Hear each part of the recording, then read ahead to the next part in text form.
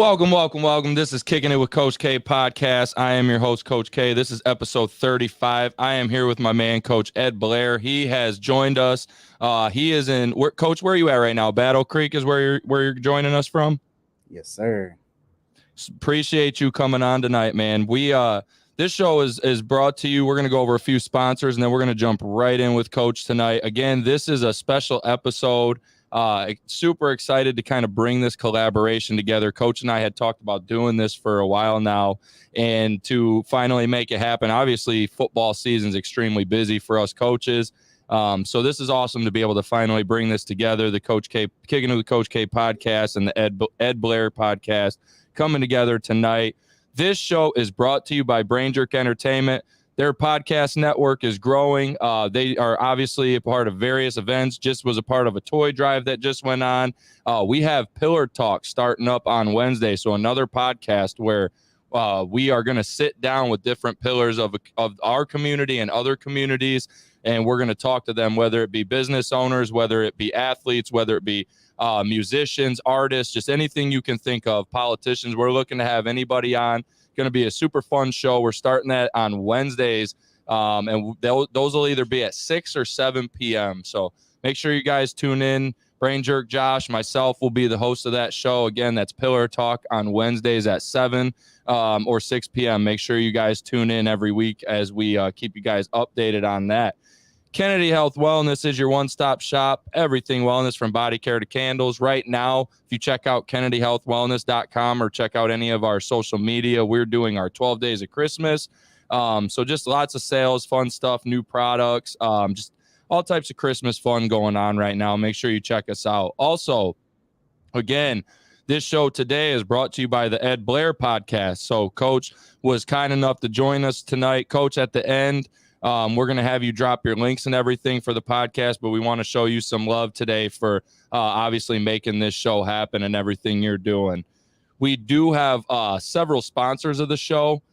These are pillars of our community here in Monroe and Monroe County. These are places that do a lot for our athletes. I think that's most important to always mention is not only are these places important for like businesses, our community, our economic growth, all them different things, but wow, do they do a lot for the kids in our community. So Amaya's Fresh Mexican Grill, the Little Brown Jug, Lane's Pizzeria, IWR, Nerdy Designs, All Hard Athletics, Monroe County Sports Network, 1817 CrossFit, Big Back Prep, and Back Road Baggers. Again, shout out to all of those places and people for doing a lot for us. Obviously, I'm in my festive mode tonight. We just had our Christmas party here at Brain Jerk, but we have our Kicking It with Coach K shirts and our apparel that's brought to us by All Heart.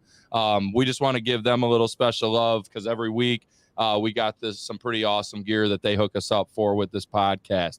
Quote of the day: Rome wasn't built in a day, but they were laying bricks every hour. That's by James Clear. So, Coach, we choose quotes every week that they either really kind of pertain to our guest or just thoughts that we've kind of had in conversations or just things that may just something you need to talk about, right? Something that needs to be brought to the attention. So, when I look up certain people or coaches, athletes, whoever we have on every week, I always try to kind of see like just kind of a base of like, what do they got going on? What kind of people are they? And Coach, you just seem like the kind of guy who just continues to work no matter what the situation is and understands that there's a journey to this. And I respect the hell out of that, Coach. So that's why we chose this quote, man. Just thought it related not just to you and to I, but just a message that our young athletes need to know too, especially because you come off of different situations this football season, you and I, and different things happened. And it's that never stopping, ever long, just every day wake up and approach the work, right? Pound the stone. So, again, that's why we chose that. Our read of the week is Choose Your Enemies Wisely by Patrick Bet David. Again, I'm a big fan of PBD. I do not have enough insight on this book yet to actually tell you guys enough about it. It just came out, just hit Barnes and Nobles. I have the book. I have not read it, but I'm telling you this, anything by PBD is similar to kind of like the art of war, where you can take it and you can apply it to coaching, to athletics, to a lot of different things, business, relationships. So PBD, great person to look up to, especially for young athletes, young men, young people in general. Just great person to look up to. So I'm sure that book, once I dive in, will have all types of good stuff. So, Coach, every show we just kind of start with, we just want to kind of get a little bit of your background, man. Tell us a little bit about yourself and your journey. All right. Well, first off, I appreciate you having me on, Coach. I've been following the Absolutely. show for quite some time, and I think you have an amazing podcast, and you guys do a great job over at Brain Jerk. Appreciate Um, you. then also, I just want to give a quick shout out to my wife, Miss Sierra Chanel Blair, because without her, I wouldn't be able to do all the different things that I do successfully. Big time. Um, so yeah, man, I coach football. I got my start coaching Rocket football, and then I went on to high school, had a brief stint with high school, and then I went back to Rocket football. Also coached middle school basketball this year, still going. And then I also volunteer assisted with the high school last year, and then I also was a volunteer assistant for high school baseball last year as well. And then I also coached basketball in the Junior Pistons League last year. That's a lot, man. Okay. So you got, I mean, that's a lot of, I mean that in a positive way. That's just multifaceted, a lot of different experiences, a lot of different knowledge, a lot of different resources, people, just all types of just variation there. That's pretty awesome, man. And I respect, we know what goes into coaching, right? So like to Oh do it multiple sports, that's and multiple levels, that's big time, man. Definitely appreciate what you do for kids, man, and what you do, yeah. especially because you're a young guy, right? Yep, I just turned 31 November 9th. You just turned 31, you said? So you Yes, and I is sir. about the same age. Yep. So we're pretty close. And it's for young guys like us, man, young people like us, because I don't, just young coaches in general. It's hard to do that, right? Because we got things we're trying to build outside of sports. We got things with family we're doing. And so to be able to do that, definitely just a lot of respect. Thank you. I appreciate that. Coach, I got to ask this every single show. This is one of the first questions I always ask. I'm genuinely intrigued by like where people get their knowledge, their insight, their morals, all these different things, like what shaped us, right? So, and our kids, I think these days are they're in need of looking up to the right people. So who did you look up to growing up? Maybe some personal and then just some idols of yours. So I would say my grandfathers on my dad and my mom's side. My grandfather on my dad's side was more influential. Walter Blair. He passed away when I was a freshman in high school, but he was the reason I started playing sports to begin with. He put the ball in my hand and pads on me first when I was real little. He himself, he was an NFL player. He was on the Packers and Bears practice squads in the Okay. 60s. So, it just passed down to me. My uncle, he played ball, went on and played college ball. My dad played ball as well. Had a few cousins as well. My mother's dad, he also was in football and track. So he also was influential there as well. And just the way they both carried themselves was amazing. He also passed away too when I was in high school. So I lost both back to back. Mm. Mm. That's a tough, man. That's a tough experience to go through when you're young. What were some of those, like, what were some of the things you said how they carried themselves? What were some of the things you took from how they carried themselves that you kind of apply to yourself today? Just practicing what you preach, Okay. and this was long before coaching as well. Everything I did, I always put 100% into it, made sure I was passionate about it, full throttle. And then once I did get into coaching, because I always wanted to do it, but I just Right. didn't know what that would look like fresh out of high school because I didn't play college ball. And then I Right. was Feel always that. like, too timid and afraid to apply for jobs, thinking I was underqualified. So I pursued other things first, and then as I got older and life started to mature for me, I went on and decided to coach. So I knew that if I was going to lead kids, I didn't want to be the type of person that was leading them down dark paths. Like I wanted to be a stand-up guy. I am a religious guy. So I Okay. just I just wanted to lead with love with everything that I did. Right, right, definitely. No, I definitely understand that. We talk about this all the time. We need people that coach for the right reasons. And that at the end of the day, no matter how crazy the world gets or what it looks like or what football looks like or basketball or sports, it's always got to be for those reasons. Because that's what we're supposed to be here for. That's our job at the end of the day. So no, man, I respect that big time. How how do you even get involved with multiple sports? With coaching multiple sports? How does something like that even happen? So, like I was saying, I always wanted to get into it, and I'm from Kalamazoo, Michigan, actually, Okay. and there's Rocket teams galore. I helped out a little bit with one, but I wasn't like a coach. I was just kind of just like helping oversee things, just kind of getting my feet wet a little bit, seeing what Rocket football programs look like. And then once I moved to Battle Creek, um, my wife, who's from here, put me on game with the Junior Bearcat organization, and Okay. their program is associated with Battle Creek Central High School's varsity program. Shout out.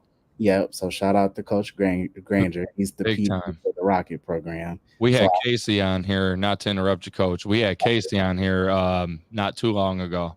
yep, and I can actually touch on him too. And shout out to him. He's my guy. But Definitely.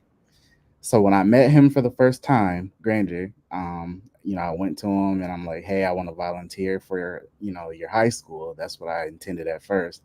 They had a full coaching staff. I didn't know at the time. I was new here. But he was like, if you want to film for me, you can film for our program. And then, I had to bug the coach. So I'm like, Right. I don't know if I want to film. And then he was like, but if you really want to coach, he was like, I do have a Rocket football program. So then that spark came back, and I was like, sure, I'll take it. I don't even care what it looks like. Right. Right. So then once I Fun did coach. that, Casey got with me, and I met him at the football stadium because at the time I was working at the high school as a Bearcat coach. So Okay. met him after school, and we did a chalk talk, and he showed me what I need to know, gave me a varsity playbook, and was like, take this and go simplify it. You guys run this at the Rocket level, and that's pretty much how I got my start. And that's such a good way to start though, because you saw how it's supposed to be done from the ground up right from the beginning. How important was that? To me, it was very important because, like I said, the first time I had put my foot in the water with Rocky, they had multiple teams, but Right. the team wasn't associated with a varsity program. So it's like there wasn't the type of structure that you would need to have, future success. The long term. Kids were Yep. kind of just out there just doing whatever the coaches told them to do, and it Right. didn't really have a purpose. So once I, made the transition here and got the coach over there, it felt better because okay, now we got a program that's associated with the middle school and the high school, and we can work with the coaches to kind of simplify things, and the Right. kids should be ready for the next level and then the next level. And they've been having some pretty decent success with the middle school. They went undefeated this year, actually, and a lot Okay. of players they had were Rocket players last year. So it's looking up for the future of Bearcat football. Okay, definitely. So at this moment, you just finished up middle school or what so where are you at right now currently? So right now it's basketball season over here, and shout out to BCC Middle School basketball because we're dominating this year. So I coach eighth grade A team as an assistant coach to Coach Whitaker and Coach Juju, Okay. and we Shout have out. A teams and B teams. I'm on the A team and B team as an assistant. B team is 10-0 currently, and then A team is 7-3, and then both of our seventh grade teams are 10-0. So that lets you Okay. know that we're coming in the future. Right, absolutely. Young, yeah, you gotta have success young. You gotta teach them young how to do things the right way and start finding it young. So what's the plan for football moving forward? Do you know yet? I don't. So this season was kind of rough because I had left for temporarily and went to Comstock, and I was a JV defense coordinator over there. But then they ended up canceling the JV season and bumped all the freshmen and sophomores to varsity. Uh, Was it like numbers, if you don't mind me asking? yeah, absolutely. It was a numbers thing. So it was out of our control. It was very unfortunate. I Yeah. kind of got left in the dust and was twiddling my thumbs, and I kind of Okay. was like, yeah, like I told you, I'm very passionate about being hands on and coaching. So, I just told him, hey, I'm just gonna go back to Rocket, and then luckily I was able to come back to Junior Bearcats for a second season. Okay. So right now you might just return to that, are you still looking for a job on a staff, on a high school staff? Is that something, I guess what I'm asking, is that something that's in your, in your want to do? It still is a goal, but right now I'm just officiating because I got into that recently. So I'm Okay, just shout probably out to you for that big time. thank you, I appreciate it. So I'm probably just gonna take football off and then just officiate this year, and then work on some things and learn from my mentor Casey. We're working together behind the scenes as I'm learning from him. Is He's a this the great same Casey? Yep, he's Okay, a great shout offensive out. coordinator. So, and now he's a head coach at Kenton. Yep. So I just Yep. figured, I would use my mentorship card and Love it. gain knowledge during the off season and ref games, and hopefully come back stronger next football season. Yeah, man, that will all definitely pay off. 100 million%. You surround yourself with the right people. You're the type of guy who's obviously willing to accept knowledge and soak it Oh, up. And man, your moment, and as far as getting to where you want to go, will definitely come. No matter, it's one of those things, right? It's the quote. You gotta lay the bricks, right? yeah, and for me, it's not about being making money for coaching. So it's like I don't really care about the stipend aspect, which is why I volunteer so much. But Right. because I could hop high school to high school or middle school to middle school and just chase a stipend and just to say I coach. But then it's like, what am I doing for self? I'm not evolving. So I just figured I would step back, take the year off, officiate and learn, and hopefully something opens up soon. So I want to stay Kudos. here. So That's hopefully I can Yo, get man. through. Do you know what it takes to be that patient though? Like that's a huge trait, bro. Like that's a great trait in a coach and a person to like, and I know you might know Coach Surs over at Romulus, but that's my guy. Shout out. But he's always about the just the patience and like how do you act when who are you as a person and how do you act when you're not necessarily getting the thing that you want? And I've always like, man, that was one lesson that guy taught me that has stuck with me forever, where I'm like, yo, that's some true stuff. Like how do you work? Are you able to just kind of step back, fix things, like go keep working at it, or do you implode and just kind of walk away? So I think it's awesome that you have that ability to kind of analyze, right? Step back, continue to work, but do things in a strategic way. And as a believer, man, I just look at it like I gotta show God I want it before He blesses me with that big thing, and I gotta Right. groundwork and show how much I care about it before I get it. And then I just feel like once I finally get it, I'll appreciate it that much more. Definitely. No, I definitely agree. How long have you been coaching, out of curiosity? So just 2 years, 2 years Okay. football, 2 years basketball, and then Oh if I get man, to so return to okay. baseball this year, it'll be my second year. So you got a lot of time to, and same with me. Like I'm 30. But this is my sixth or seventh year. Okay. And I just got a DC job this past season, right? That was one of my goals. Was I always want to be a coordinator for varsity. And I've Oh, been coordinators for JV and whatnot, but I've always wanted to be a varsity coordinator. that's the Um, goal. yeah, man, because to be honest, like and shout out to Coach Bowers over at Erie Mason. I love him, but like, man, he deals with more paperwork than I deal with. And to be real with you, like, and this is, everybody's got a personal preference, so I don't feel bad for this, but like for me, the coordinator role is like it's a beautiful role, man, because you are so like you're so hands-on with the kids and involved with the kids, and you're away from still away from most of the politics for the most part, and there's just you still get to coach, but you are at a position where you can still impact pretty heavily on and off the field. So it's kind of like that cool thing, man. So that was always my dream, is like I want to get to the coordinator spot, because to me that is the real, like that's the spot I really want to be in. and it just, it took me six years to get there. So that's one of those things where it's like patience is, it always works out, man, in your favor when you work hard, always. And you're that kind of person. It'll come in your favor. Yes, sir. And congratulations to you, by the way. That's big. I don't want Man, to. I appreciate it. I'll be real, man. We had a tough first year. I've been a long time offensive coordinator, and then I switched over to the dark side of the ball, and we had some up and downs, and it's been a process. I'm not gonna lie, but I'm super excited to implement a lot in the off season to kind of get that development a little bit faster rate in here and kind of get that defense up to speed with our offense. So this is one of them things, man, where you gotta keep going at it and get used to it. But I appreciate you big time, big time. Oh yeah, and with you, man, you as an OC, you have to know the defensive side of the ball. So Right, you got right. Rich, you'll be fine over there. And that definitely helps. You know what coverages are coming because you know how to attack them from an offensive standpoint. All them different things, man.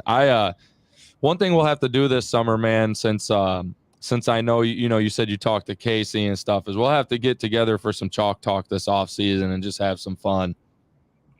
Absolutely, I'm always willing to learn from people that are more experienced and get Definitely, my knowledge same. along. Absolutely. Same, man. And to be real, like not for me, like even your experiences might have less years, but you have different experiences than me. So you have knowledge that I don't have, right? So to me, it's like, shoot, I can learn off anybody, man. If you got some knowledge I don't have.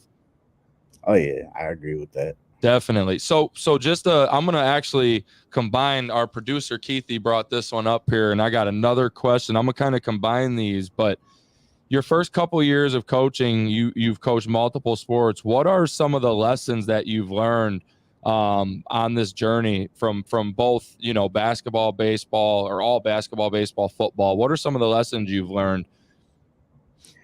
I would say that it's not about the coach, it's more so about the kids. And most coaches that are kids first, players first type coaches usually have more success. And also, success doesn't necessarily have to measure in the wins column. I Yeah. learned that success could be academics, it could Right. be developing character, it could be, having a great team overall GPA, it could be Right. how kids conduct themselves in the school and community and stuff like that. So there was different things that I started to learn, and then with the littles and the youth level, um, I would say patience was something that I had to learn. You Yeah. can't go out and get exotic with the playbook in rocket football or youth Yeah. basketball. You have to teach basics. And then sometimes, if they don't understand what you're trying to teach, you can't get upset with them because it's Right. like you're talking to a freshman or JV or varsity player, and then they're just choosing not to listen and understand what you're saying. They Yep. really Yep. don't get it. So you have to give them a little bit of extra time and attention.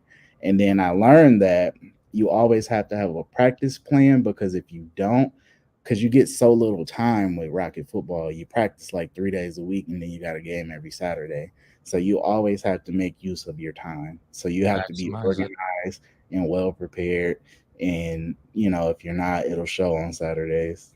Were these moments for you, like these lessons that you learned, were these like, I guess what I'm asking is, for a lot of these, can you remember back to like that specific moment where you were like, okay, yep, that's where I learned this. That's where that happened. Is there moments that you kind of can reach back to?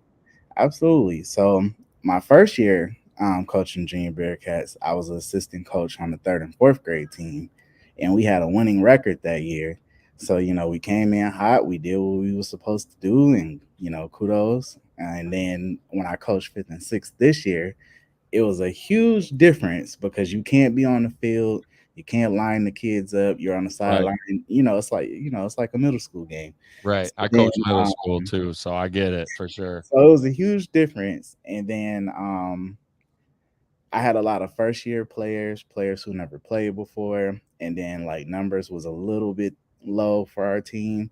So our first string offense was our first string defense, and if we Okay. succeed on offense. The kids were gassed and didn't really want to put effort on defense. So we had some games where, we got beat up pretty bad, and I had to take accountability for it. And you don't want to play the blame game or make kids feel like it's Right. their fault.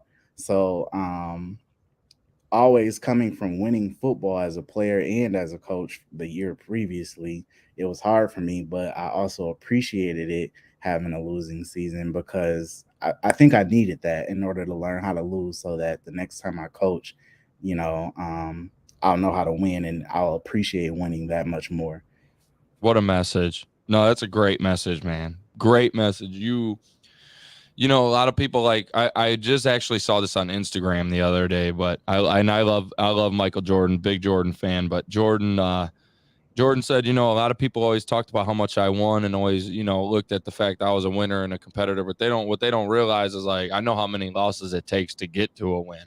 Mhm. And that's something that kind of stuck with me, right? Like this is a guy that took his lumps, man, long before he ever had a chance to win a championship, right? And then he was able to reel them off. But you got to pay your price. Like you got to pay your dues. It's kind of like you said, like God is not gonna just give you something, right? The world, that's not how this works. That's not how anything works. You got to earn it. So, no, I love it, man. I love that. And I've They been did there. it in baseball too. I was going to tell you about baseball. So then with baseball, it was a little bit different. Well, similar but different because they were older. So Okay. we had a lot of kids that never played travel ball, and then we also had a lot of kids that never played because we don't have middle school baseball, unfortunately. So they never played middle school baseball, and it's a tough thing to get into when you're in high school and you're playing Yeah. for the first time. So we also had to have the same patience and focus more on developing more than winning for JV and varsity last season. So it was the same thing there too.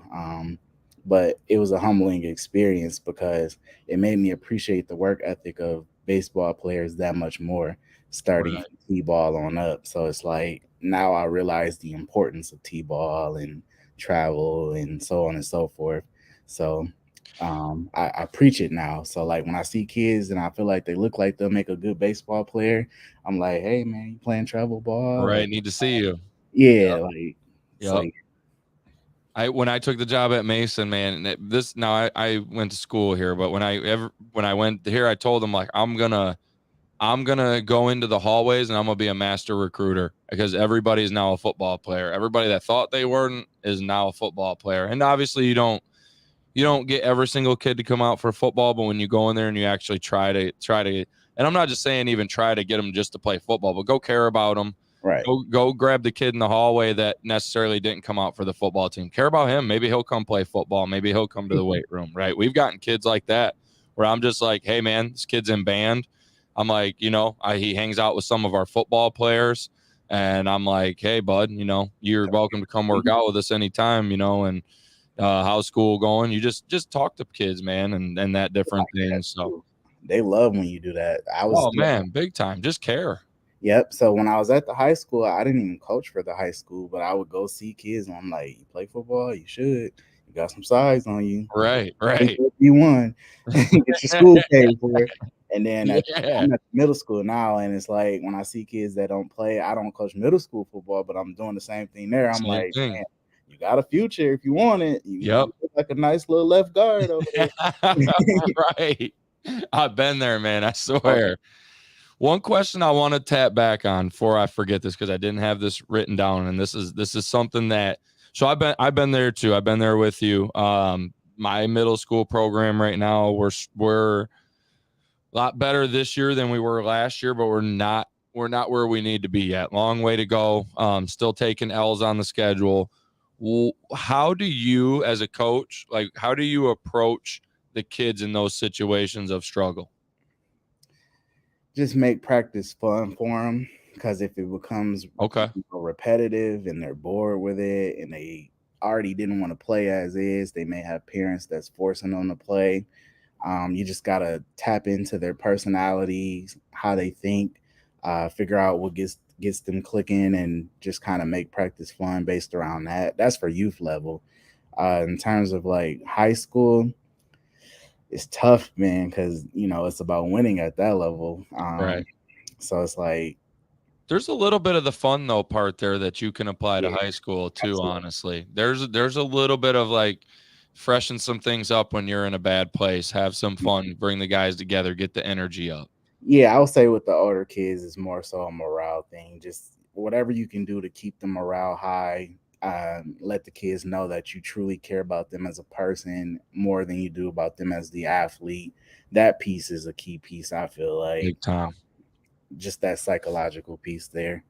Big time. I saw something on Twitter the other day that said or X, that said if you can, it's something like if you can win with these kids, you can worry about them and worry about getting them a scholarship, and that hit me really, not that I don't, but it hit me like when I read that, like I was like, oh yeah, damn, that's definitely true.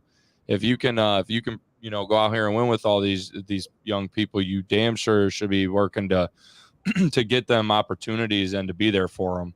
Oh yeah, the same preparation for a game should be the same for the recruiting process for sure. Big And that's time. what I like about our school coaching staff for football. They definitely break their necks and make it a point to get those kids recruited.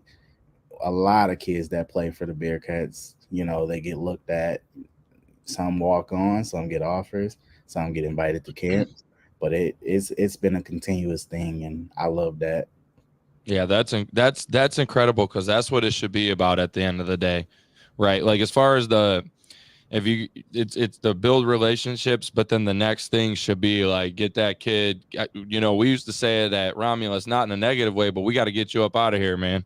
We got to get you an offer and get you out of here, and then come back and visit us when you can. But we got to get you out of here. Absolutely. So little bit different topic, kind of to flip up out, kind of flip the switch here. But there's some questions that I want to go over, man, with some of this. But tell us a little bit about kind of your music and what you got going on in the music industry, and then your podcast, of course. And what I really want to know is like what's the mission and message of your podcast? Okay. So I started doing music when I was around 16 years old. I used to be Okay. in a group with a bunch of friends. We thought we were like Wu-Tang Clan. It was a lot of us. Right, I That was love back it. when groups was popular. I graduated in 2010 from Kalamazoo Central. So, Yep. uh, You and I, no, man, you and I is around the same age. I graduated in 2011, and so we got, man, movie music references oh like we probably right on the same boat, man. Yep. So I started there.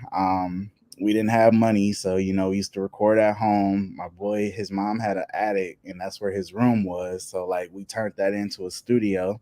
Had the Radio Shack mic, a wire hanger with a stocking as the pop blocker. We had the beat up laptop with like what was it, Cakewalk. Man, it was a good time. Yeah. So that's pretty much where it started. And then we started doing like open mics around Kalamazoo and stuff like that. Okay. And then a lot of the open mics wouldn't let you perform pre-recorded music.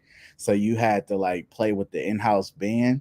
So that's Oh, where we okay. got our experience, like as far as stage presence and learning how to perform with a live band because you had to go with the in-house band. So we had to make our verses from certain songs fit with whatever the drummer was playing. How hard was that, man? Well, That had to be. Oh man, I feel like that's like I don't know. That's tough. that young, you would think it would be challenging because you haven't learned how to like Right. stay in pocket, you haven't learned bar counts and stuff like that yet. But it was actually easier than you may think. So like what we did, we were smart, we made friends with the band. So what we would do is we would invite the band, to listen to our music, and then Right. we would try to like make replicas of the music with the band so that come Wednesday at oh man, I forgot what the place was. It was downtown. It This was is probably in Kalamazoo.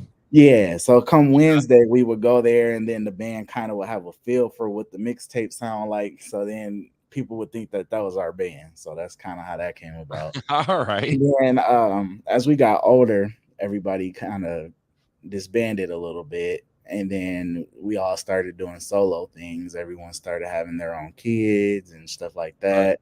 And Definitely then get that. I stayed focused on the mission. So, I wasn't doing all that yet. So I dropped a couple mixtapes. This was the mixtape era. Um, Right. but then after that, I got discovered. I actually was offered a distribution deal with Island Def Jam, but I didn't take it. And then I dropped a single called "Feeling You." That's what led them to me. And then after that, I started working on my first album called The Understudy, and it took like 4 years to make it because I Okay. did an album that had like 80% live instrumentation with a live band. So me Yo, and the that's sweet producer though. put Shout that out for together. that. Thanks, man, because you Sorry, don't not hear to that. interrupt you, coach, but that's incredible. Yeah, you don't hear a lot of that anymore in Right. music. So Not it at took all. me I like love that. took like 4 years to make it, and then I kept redoing verses and changing stuff around because in that 4 year span, I got older, started maturing. I didn't want to talk about some of the Right. old stuff. Life experiences change. Right. So then I put that out. And then I had a single that was on that project that actually ended up charting on iTunes. So I charted in three different categories on iTunes. I had a number one, a number 15, and a number 12. Oh And shit. then, Shout out. thanks, man. And then I put out my second album. And then I didn't have anything chart on the second album. But once I started making beats, I went to Full Sail University around that time. Okay. I graduated from there with a certificate in music for audio production, and then I'll have a bachelor's in the next couple years. But Okay. they send you the equipment, and then you take classes based around whatever you go to school for. So they gave me like my keyboard, they gave me like all the things I needed, and then I started fiddling around, and then I started producing because I always wanted to produce. I just didn't have the money to buy the stuff. Right. So then I put out a beat tape and I put it on streaming platforms with my albums and such. And then I had like three different songs chart on Shazam. So I ended up charting like 10 times off of the beat album. And then one of my old mixtapes, I guess, got discovered recently through all the algorithms and stuff. And I had a song chart on Shazam from one of my old mixtapes as well. And I ended up getting a number one. And then I ended up getting like I had like four other positions, but I don't remember right off what they No were. kidding, man. No So kidding. yeah, man, that's pretty much where that's at. And then as far as like notable things, I had an interview on Hot 97 before. I performed Okay. in Saw the Brooklyn. pictures of that. Yep. And then what else? I've been on local radio stations. I did shows sporadically. I did a vlog promoting me working on my album and then the Okay. release of the album. Um, some notable people I've worked with. I've worked with Mickey Fax, which was a 2009 Double XL freshman. I don't know if you Yep. know what that is, but Yep. Yep. it's a dog. I worked with Big I Rube. do, but good to tell the listeners for sure. Oh yeah, I worked with Big Rube and Timo Goody. Timo Goody from Goody Okay. Mountain. Big Yeah. Rube is also they're part of a collective called the Dungeon Family. So that's like Outkast, Goody Mob, so on and so forth. Okay. Yep. Yep. So I've done a few things. I've had some notable blog posts. So like I've had blog posts on Double XL. I've had blog posts on This Is 50, different things of that nature. So I've been around. I've been around the block a few So times. music is something that's really like really worked for you. Like it's Yeah. really something that's flowing. What is next in that chapter? So I would say that streaming wise, I excel. Now it's the sales part that could use a little lift. The issue with that is streaming killed physical copies of CDs and Right. I was gonna ask you, how do that. you even do that when people don't buy CDs anymore? Right. Yep. So basically, being our age, we were kind of in the middle of the blog era and then the Right. streaming era. So I got to see both ends of the spectrum. So like I experienced sales when we were doing the mixtapes. We used to do hand over fist. So Yeah. that was nice. But once we got professional, then it became all about streams. And then like people only care about what your stream count is and what your follower count is. Right. So now I'm trying to figure out that monetization piece where I can, make more money off We of could online capitalize on that. presence. Yeah. That's tough, man, because that seems like that's a hard thing to do rather than just the old school way of like your hard copies are in a store and people go buy it. because the hard copies are worth more than a per stream basis. You Right. get like That's what a seems. per stream. I had almost 5 million streams, but that's not a lot of money if you count it up. Got you. That makes sense for sure. That's awesome though, man. I honestly, so I had, you obviously gave us some stuff here that I didn't know just by, looking on Facebook or kind of doing some research, but I'm like, holy crap, that's a lot, man. Like you've done some great stuff in the music industry already, and you got a bright future in that. I appreciate it. And then it's like what I'm doing is the platform that I built with that, I try to, include everything that I do in that. So, once kids figure out that I do music, because I don't advertise it. So like they just Right. find random things and they be like, that's Coach Blair rapping. Like, yeah, that's me. I'm always humble about it. The podcast aspect though, that started, I would say, about 2 years ago. So I saw that a lot of rappers were converting into podcasts and they were making money as podcasters. So I was like, I wonder if there's a way I can utilize my platform and get paid as a podcaster. So Okay. once I figured it out, I just kind of got into that, and then I, did it at a professional studio. Gave my guests the option to either come to the studio or do like a Zoom, where they Right. can phone in, and then I would record it and upload it to all the podcast platforms. And so I played my cards well the first season. So everybody I've collaborated with in music, I had them come on the show, and Awesome. then that helped me out a lot with traction because the artists that I named on my albums have a bigger platform than I do. So Right. it opened up that gate for me. Right. My show That's got good. over 21,000 downloads Okay. first All season. right. So I mean, it helped me a lot. And then I'm trying to think what else. And then I interpreted music and stuff like that into it, so that I could introduce people in the podcast world to me as the artist as well. And then I had a lot of local people come on from Kalamazoo, from rappers to athletes and so on and so forth, to share my platform and help build theirs. So that was an awesome experience and a way of Definitely. giving back as well. So I did that, and then the gist of the podcast is about social, society, culture, music, sports, so on and so forth. We talk about everything and keep it all the way Love raw. it. Love it. I love that, man. No, I love that. That's the kind of show that I like to listen to, though.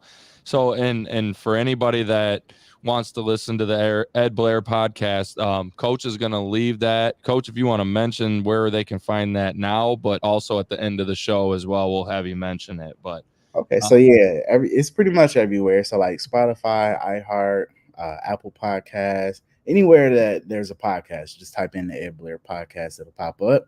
Or if you want a okay. one-stop shop, you can go to my website, my small business. It's varsitysquadcollective.com. You can pretty much find the podcast there and stream it directly from there. Same with my music, my merchandise, everything. So real quick before we jump into the next question, tell us a little bit about that. What's the Varsity Squad Collective? All right, so this was created in 2014. I was working for PNC Bank Call Center. It was a drag, man. Customer service was like kicking my tail. And like I was just trying to figure out, okay, how can I quit this job? I I was just really like, hate to say it, but we all been like at least one of them jobs. We all been there, man. All of it, them. Like, and it when am was I a gonna good get out?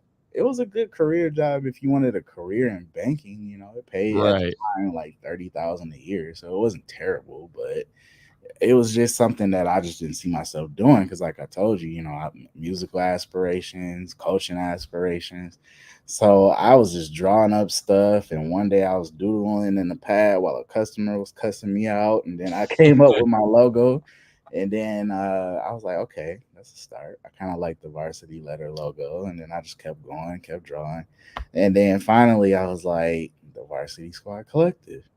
So then I was like, how do I put this together? So then the guy who did all the artwork for my mixtapes and albums, I said, hey, you do logos too, right? He was like, yeah. So I was like, all right, so this is what I drew. How do we digitize this? So then he digitized it and gave me like 5 different variations to choose from in like a Okay. package for the price of one. And then I just went with what the best logos were, and then I started putting them on shirts as a teaser. And then I went to work one day and I was like, "You think you would want to wear this? Like, what do you think it is? You think this is cool? Like, what should I change?" So then people was giving me good feedback and stuff like Right. that, and Right. offering to be a sponsor. So I'm like, okay, people at PNC like this, I think I could probably sell these. So then I finally, figured out the logistics and stuff like that, and then I created my online website. That's awesome, man. So this is obviously a coaching show, but I'm gonna be real, man. Like I'm a business guy at the end of the day too. I love business. I love the grind of it, and I love the building, not just the grind of like the everyday business, but I like the foundation building from day one, right? The idea, not just. I'm not even talking like the heavy stuff. I'm talking about the idea, the logo, the all the little stuff that you just kind of start putting that vision into play. It's an incredible thing, man. And to hear that and to see like what you've had. See you later, my man, to see what you've built and to hear that story and kind of watch it and do the research on what it is, man. It's awesome to see that, not just from a coaching standpoint, but just business owner to business owner. I love it. Rooting for you the whole way. Appreciate it, man. Thank you. So I gotta ask though, there's everybody kind of deals with things differently, right? And I got about 7 million things going on in my life. You got about 7 million things going on. The podcast, the music, the coaching multiple sports. You have family. How do you balance all this stuff? I don't. No, I'm just kidding. My wife, she keeps me strong. Honestly, like she holds down the fort for me and makes it possible to live out my dreams. And then I try to return that energy for her with her. So, if it wasn't for her, I really wouldn't be able to do a lot of these different things. So, I definitely appreciate her and love her for making everything possible. I give all credit to her.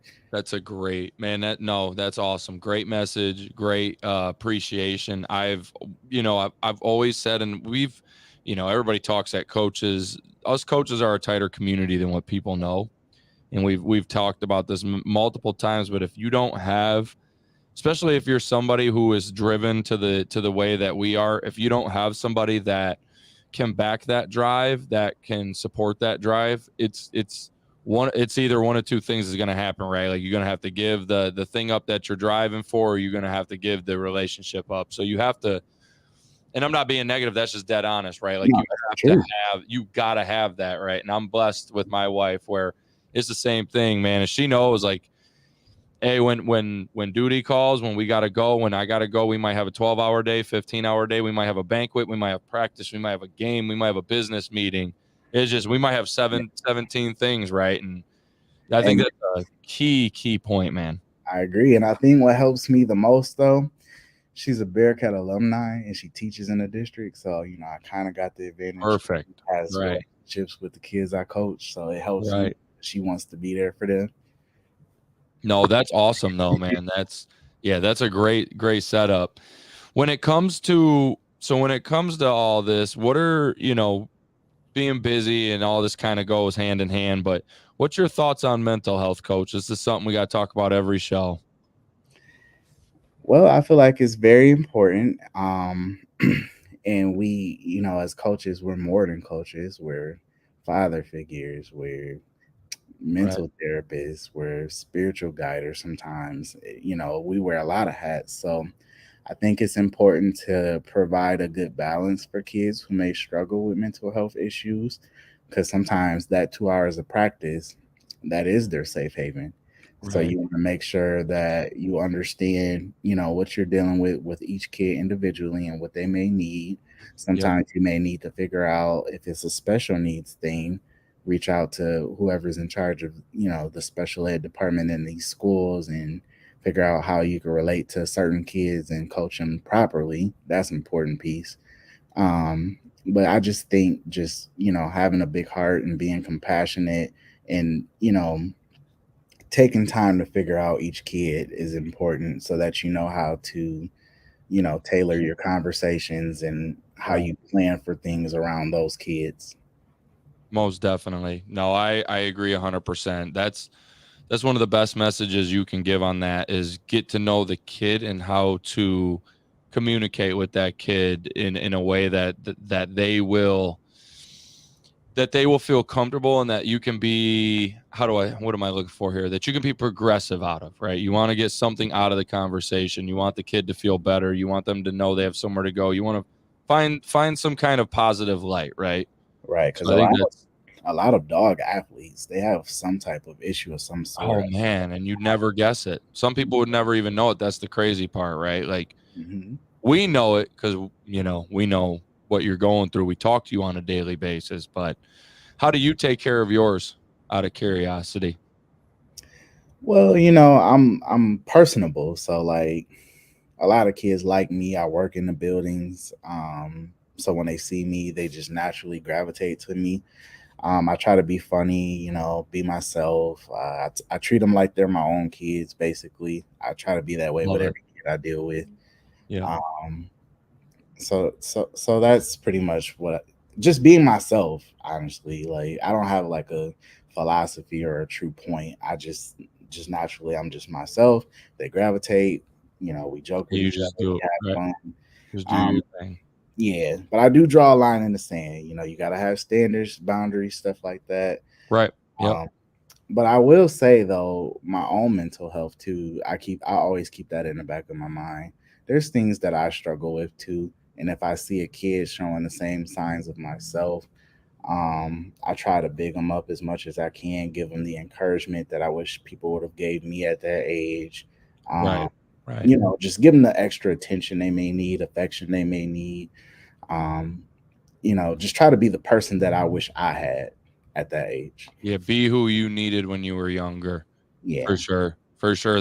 I've explained it and I won't jump in too deep on this show, but I've explained that's why I got into coaching. Was to be who I needed when I was younger. That was literally the exact reason was that sports saved me, saved a lot of people. And I need to be in a position that maybe, the sport I'm coaching and the people in our system save somebody else like it saved many of us, right? And whether that saved us from a lot of things, coaching or sports has. So no, I love it, man. What are some things that you do yourself to take care of your mental health? Like if a kid's listening to this and just wants to know from you how they can take care of it, or even another coach, how do you take care of yours? just find things that I have a passion for that I can do to relax myself. So Okay. like, Love it.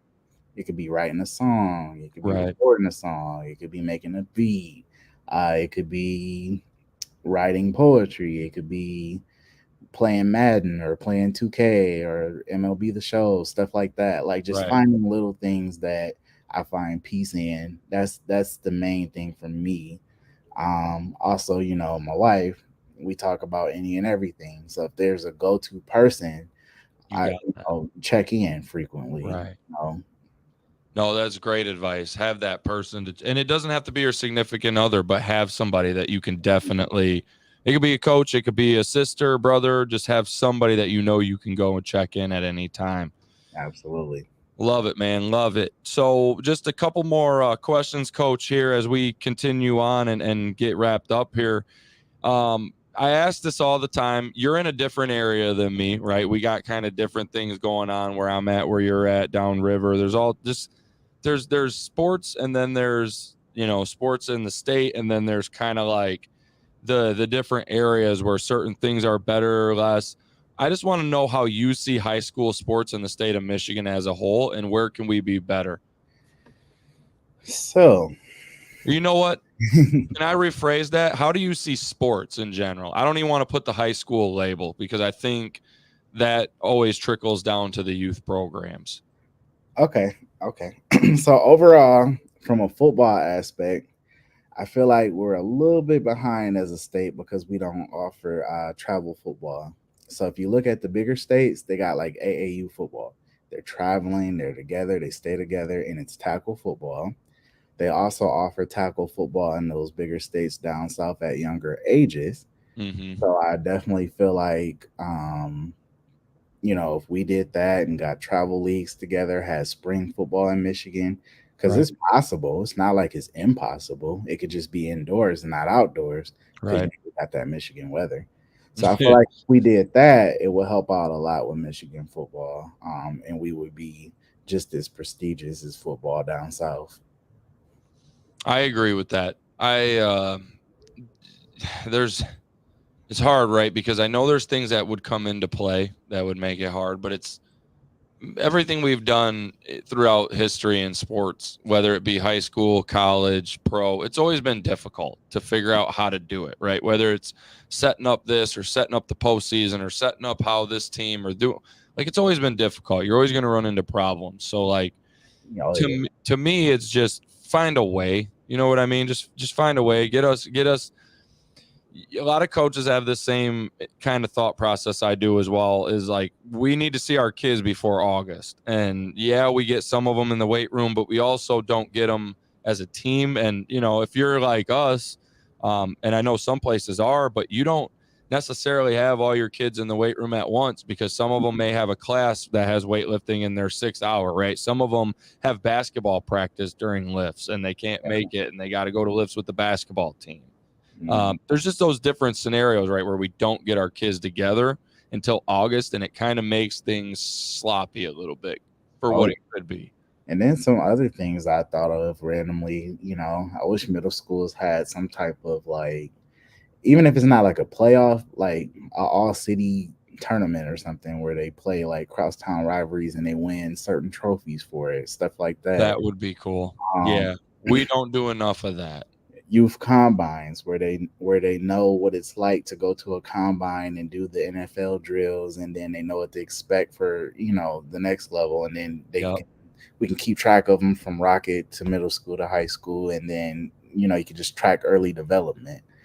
I think that would be a cool thing to do. But see, how do we spread that? Like, so like I say this humbly, like I don't say this with any, but like that's something we've started to do with our sports performance camps here in Monroe County, is kind of set those up like that and expose them to that. I mean, shoot, even at Erie Mason last year, we had an Eagle Day, and we invited like all the parents to come watch, and our kids came in and tested their 40 time, their long jump, their high jump, and then they tested their bench press, their squat, and we made a day out of it, right? Like we made it like this cool event where like people were taking pictures and videos, and we just made something out of it. How can we spread something like that? It's a good question. I would say probably like a marketing aspect. You could Right. run ads on social media. If athletic directors or program directors for lower levels, just kind of tap in with them and Just say, kind "Hey, of build a team, right? You yeah, know what I like, mean? let's build this team. Let's take the show on the road, turn it into a bigger thing, and see what happens." Man, I'll get a hold of you after the show about that. I'm like, yo, we might have something going here, man. We might. Because I'm always about it. We just, last year we ran a flag football league. We did a skills camp, a volleyball camp. We're trying to do, man. I'm so like I know it can be better in Michigan, but even like downriver, so the Metro Detroit area, I saw how much more serious sports were taken than kind of in Monroe County. So I wanted to bring, it's part of the reason we do this podcast, to be honest. Like we're trying to not just give, great people a voice and put content out, but we're also trying to like elevate people in these type of places, right? Like, and we're trying to make it something different, right? Something more competitive, something just a little bit more exciting to be around for the kids, something they can look forward to. And just all them different things. And I just think that, there's some things that we could definitely do to like, I love like for what you just said, to be real, I love that idea of like crosstown tournaments or rivalries or like, man, that stuff is a great idea. It's like track meets do like the invitationals, right? Where the whole county comes, like we should do a basketball invitational. Yeah. Like, you know what I mean? Like, shoot, man. Yeah. Yeah, or like, you can find a conference even that's around the same level, and you could do like how the Big Ten ACC does the challenge, or like you could do a, this challenge in the high school level. I think that's like it's a good idea, man, but it definitely takes a network of coaches coming together. So, that's something that I think we're a great group. I'm gonna be honest, coach. The coaches today, I know a lot of people think like coaching has gone downhill. I've heard that throughout time. Like our coaches today aren't as good. They're not teaching the game. I actually disagree with that. I think our coaches are still pretty good. I just think we're adjusting to how to teach kids these days. And I think we're adjusting to going about things differently than we used to. And I think that takes time to adjust, right? And I'm actually under I don't think coaches are worse today than they were before. I think we're actually a pretty good group, man. And I think a group of great coaches could come together and really make a movement in the state to uplift it. And to add to your point, because I do agree, most coaches nowadays are teachers, and Right. they're teaching secondary, or they might Yep. be teaching elementary. They might be phys ed teachers. So I mean, it Right. doesn't get any better than having a teacher for a coach, and then that coach also has an athletic background in that sport as well. I mean, what more can you ask for? That's the perfect candidate. Like that's exactly what you want. Oh, and then to add to the hats I wear, I am working on a teacher certification as well. So I mean, we could throw that in there as well. Okay, shout out. And then didn't you just got certified in personal training, right? Yep. So I went through ISSA, got Okay, shout certified out. for that, and then I just got to take final exams for all the other categories, and I'll be certified in like 10 things, master certification. I love that they do that, man. I do love the master certification and the strength and conditioning and how it came. I don't know how it works anymore, but a couple years ago it came with like the one package I got came with the strength and conditioning, the sports nutrition, and the genetics based training, and it was awesome, man. They do a good job. Shout out if anybody is looking for training, make sure you hit up Coach because he is certified, and I'm telling you, they do a good job at educating people, and then obviously he does a good job at coaching. So make sure you guys reach out to him. And actually, you know what? We got this thing where Coach Witt, he does workouts every Sunday at our field house.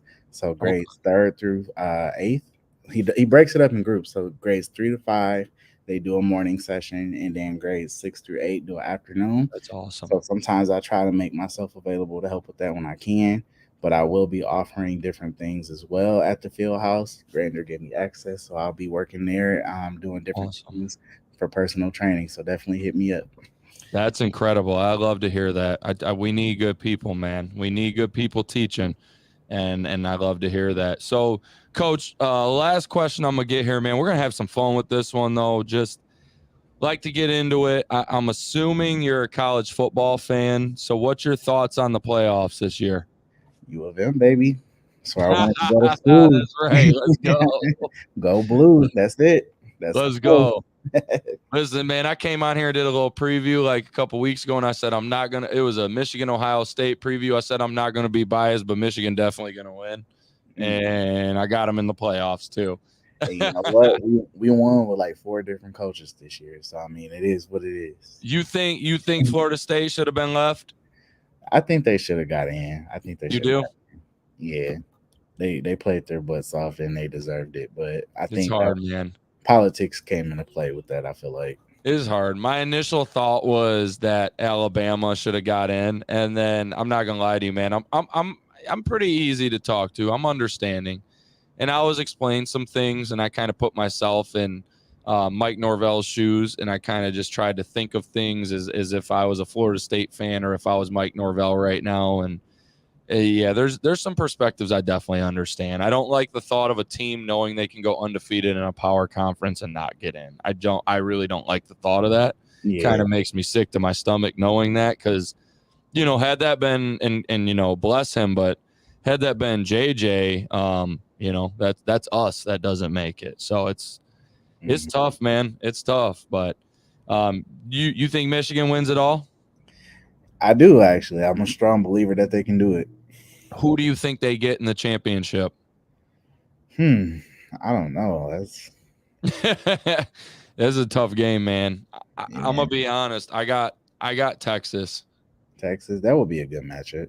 I got Texas. I think Texas defensive line is like NFL guys, and I think they'll be able to I think they'll be able to get some pressure on Penix, and they'll be able to do some things to Washington. I think Texas, man, Sark is ready, I think, for the moment. People laughed at him, and he had the whole check himself into rehab problem, and like Sarkisian's come back, man. I'm actually, to be honest, Coach, I'm a big Michigan fan, but I'm rooting for Texas to make it and lose in a close one to Michigan. I want to see Texas make it, not get embarrassed. I just want to see Michigan win because I'm a diehard. But oh yeah, I'm with you. So, Coach, we every week we do a coach's corner. Couple things we do before we get out of here. Our coach's corner. Make sure the young wolf in you takes care of the old wolf you will one day become. So I'm gonna say that again. Make sure the young wolf in you takes care of the old wolf you will one day become. Reason I chose this coach's corner. This is a thought that's been on my mind. I heard it on a podcast the other day. It was actually by a musician. I don't even know what. It was not an American musician. Not sure what country they were from. But I heard this on a podcast. And basically the gist of this was the drive that you have when you're young. And I'm not talking young from like 16 to, 18, 20. I'm talking all the way from the drive when you're a young kid all the way through the drive you should still have through your 40s, 50s, 60s. You should still be driving all the way hard through those years, man. 40 is still young to me. 50 is still young to me. Absolutely. So you got time, man, to work. So the point of it, of listening to this on this podcast, was make sure that inner fire and that drive is doing everything it can for your life now, so that when you do become that old wolf, you can relax, enjoy the fruits of your labors, and know that you kind of did everything you could while you were young and had the energy to do so. Mm-hmm.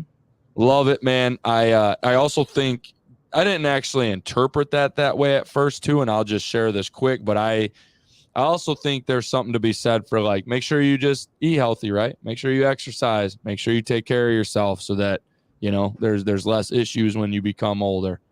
Exactly. Yeah. Gets you some proper rest. That's a key one as well. Definitely, man. We talk about it.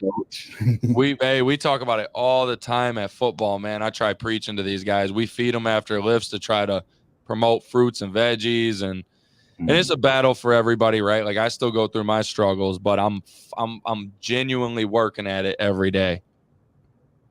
I'm not where I want to be with that yet, but as a certified trainer, I got to get there so I can say, right. Hey, you know what though, Coach? I don't know. Like, so I don't know. I'll be honest with you, man. When I got my certifications in those fields, that's when I really actually started taking, like, going to the gym and losing weight and stuff serious. Like, it wasn't until I started getting clients, and then I was like, it was the same attitude. I'm like, wait a minute. And then I got a strength and conditioning job at football, and I was like, how am I going to teach that, but I'm not going to be lifting weights? You know what I mean? I'm like, I got to lift some weights, man. So, man, I'm telling you, you're going to end up sitting there being like, all right, I'm going to the gym, and I'm going to get this work in too. Yes, sir. Our student athletes of the week this week, we got to give some love to Jack Mills, Airport High School Wrestling. This guy got his 100th win in high school. So again, shout out to Jack Mills. He's a football player at Airport. He's also a wrestler. 100 wins. That's incredible. There was a write-up on the Monroe News. Got to give Jack some love. Good job, man. Just an awesome career, both football and wrestling. Left his mark and legacy over at Airport High School. And the other one, Zoe Leach, Monroe High School girls basketball. She scored 16 points against Airport to lead Monroe to a 2-0 start. We got to give some love to the Monroe High School girls basketball program. We interviewed Coach Small on the show at the very beginning. She was an awesome guest. Coach Hampton over there is working hard. She came over and has done stuff with our camps as far as, like, passing out ice cream from Munchies, the ice cream truck and everything. So shout out to those coaches over there, that staff, everything that's kind of going on with the Monroe High School girls basketball program. Lots of love. So on this day in sports, 1922, we declared our first NFL champion. It was an undefeated Canton team. We did not play a championship game. We just gave Canton the championship because they didn't lose a game. But 1922, Coach, our first NFL champion. Wow. Crazy. When I was reading it, usually Man, I'm not going to lie. For some reason, don't nothing fun happen on Sundays when you go to the, like on this day, I go to look back at the date and I'm like, for some reason, it's just like it does not, there's not much exciting a lot of times. And I'm like, this one popped right away. I'm like, oh, shoot, that's a good one, man. 1922. So, when the Detroit Lions win the championship this year, the Super Bowl, you can see how long it's been since the first one. But definitely a long, long time ago. Just thought that was an interesting fact. Undefeated Canton team, a team that is not even in existence anymore. All right, so we're going to wrap this show up with some links. Coach, I'm going to drop a few links, have you drop yours at the end. I appreciate you coming on today, my man. We'd love to have you back. Again, we talked before the show, but there's going to be several guests that we want to come on, have a part 2. There's going to be some football talk. We're diving into some other things too, Coach, like some different baseball previews and all types of stuff. So we love to have you back on the show, man. Again, make sure you guys go check out the Ed Blair podcast. Check out the music. Please, man, he's got his hand in a lot of stuff right now, and he does a lot for our kids, our youth of today. This is a genuine guy, so make sure you guys check him out. You can find Kennedy Health and Wellness at kennedyhealthwellness.com. You can also find us on Facebook and Instagram. You can find our friends here at Brain Jerk Entertainment on Facebook, Instagram, and YouTube. Again, guys, Facebook and YouTube Live is where Brain Jerk hosts or shows the podcast every week. So if you're looking for our coaching show on Sunday, or Pillar Talk drops Wednesday at 7 p.m., we have a guest coming on. Make sure you stay tuned for that. But you can find those guys, of course, live, YouTube, live on Facebook. Kicking It with Coach K, you can find that right as it sounds. Kicking It with Coach K, that's on Instagram. You can find me on Coach K 1993 on Instagram. Coach, where can they find you? Go ahead and drop us some links. All right, so I just put a link on the Facebook. My website is varsitysquadcollective.com. I'll just send everybody there because they'll figure out everything from there. Social media, the music, the podcast, merchandise, just a one-stop shop. varsitysquadcollective.com. Perfect. That's easy, man. So varsitysquadcollective.com. Make sure you guys support. Make sure you guys check it out. Coach, we're also, I forgot to mention this, we're going to have a coaching clinic here in our area soon, and I'm going to have to bring you down for that one, man, if we can get you to come down for that one. So I'll keep you in touch. Okay, I appreciate that. For everyone listening, we thank you guys. Next week, we are here at 7 p.m. Next week is our last Kicking It with Coach K podcast of the year. So we're going to take the 24th for Christmas Eve, and we're going to take New Year's Eve off the following week. Next week, we're going to do a college football preview. So we're going to break down both of the games. We're going to break down X factors. We're going to break down statistics, over, unders, bets, all that different stuff. We're going to break that game down next week at 7 p.m. Last episode of the year. Can't wait to see you guys. Thank you guys for tuning in. Coach, appreciate you, my man, and I will talk to you soon. All right. Appreciate you too, man.